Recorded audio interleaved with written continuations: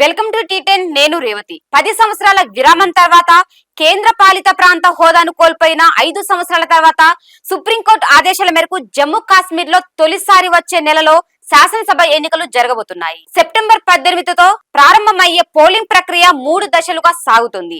October 1వ తేదీతో ముగుస్తుంది. ఇప్పటికే అక్కడ ఎన్నికల ప్రవర్తన నియమావళి అమల్లోకి వచ్చింది. జమ్మూ కాశ్మీర్ లో 2018 జూన్ నుండే ప్రభుత్వం లేదు. భద్రతా పరిస్థితులు దారుణంగా ఉన్న నేపథ్యంలో పీపుల్స్ డెమోక్రటిక్ పార్టీతో బీజేపీ సంబంధాలను తెంచుకుంది. అయితే ఇది వ్యూహాత్మకంగా తీసుకున్న నిర్ణయమే. 2019 లోక్సభ ఎన్నికలకు ముందు కాశ్మీర్ లో శాసనసభ ఎన్నికలు జరిగే అవకాశాలు లేవని బీజేపీకి తెలుసు. 2018 డిసెంబర్ లో అక్కడ గవర్నర్ పాలన ముగిసింది.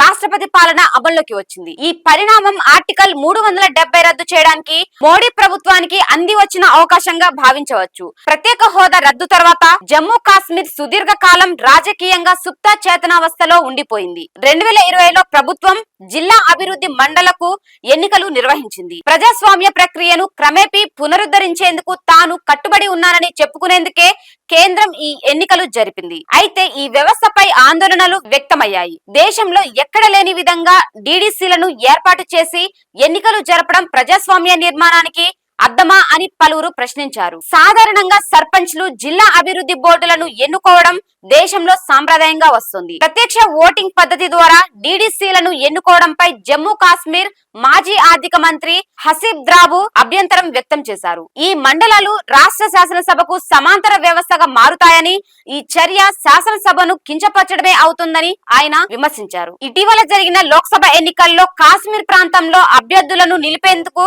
బీజేపీ వెనకాడింది. పునర్విభజనలో భాగంగా జమ్మూలోని ఫిర్ పంజల్ ప్రాంతాన్ని కాశ్మీర్ లో కలపడం దీనికి కారణం కాగా, దక్షిణ మధ్య కాశ్మీర్ లో నేషనల్ కాన్ఫరెన్స్ 2 లోక్సభ స్థానాలను గెలుచుకుంది. ఉత్తర్ ప్రాంతంలో మిగిలిన ఏకైక స్థానంలో తిరుగుబాటు రాజకీయ నాయకుడు షేక్ అబ్దుల్ రషీద్ విజయం సాధించారు. ఉగ్రవాద ఆరోపణలపై ఆయన ప్రస్తుతం జైల్లో ఉన్నారు. ఈ పరిణామం బీజేపీకి ఇబ్బందికరంగా, అవమానకరంగా మారింది. బీజేపీని వ్యతిరేకించే పార్టీలన్నీ రహీద్ విజయాన్ని ఆకాశానికి ఎత్తేశాయి. జమ్మూ ప్రాంతంలో పహరీ భాషను మాట్లాడే వారికి రిజర్వేషన్లను కల్పించడంతో అక్కడ బీజేపీకి మంచి ఫలితాలు దక్కాయి. జమ్మూలో కమల దళానికి ఓ కొత్త ఓట్ బ్యాంక్ ఏర్పడింది. మొత్తంగా ఆర్టికల్ 370 రద్దుపై పెళ్లుబికిన ప్రజాగ్రహం ఎన్నికల ఫలితాల్లో కనిపించింది. పిర్ పంజల్ ప్రాంతంలో సైన్యాన్ని దింపుతూ మోడీ ప్రభుత్వం తీసుకున్న నిర్ణయంపై ఆందోళనలు వ్యక్తమవుతున్నాయి. హింసను ప్రేరేపించి ఎన్నికలు వాయిదా పడేలా చేసేందుకు ప్రభుత్వం ప్రయత్నిస్తోందని ఆరోపణలు వచ్చాయి. అక్టోబర్ లో జరిగే ఎన్నికల్లో ఏ పార్టీ అధికారంలోకి వచ్చినప్పటికీ నేషనల్ కాన్ఫరెన్స్ కీలక పాత్ర పోషించడం తథ్యం.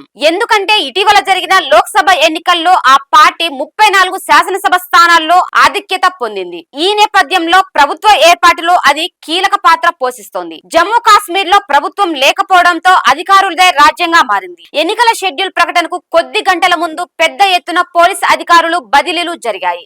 దీనిపై నేషనల్ కాన్ఫరెన్స్ మండిపడింది. జమ్మూ కాశ్మీర్ లో కొత్తగా 90,000 మంది ఓటర్లుగా నమోదయ్యారు. దీంతో అక్కడ మొత్తం ఓటర్ల సంఖ్య 88.03 లక్షలకు చేరింది. మహిళలు కూడా పెద్ద సంఖ్యలో ఓటర్లుగా చేరారు. ఇది ఇవాల్టి న్యూస్. చూస్తూనే ఉండండి టీ10.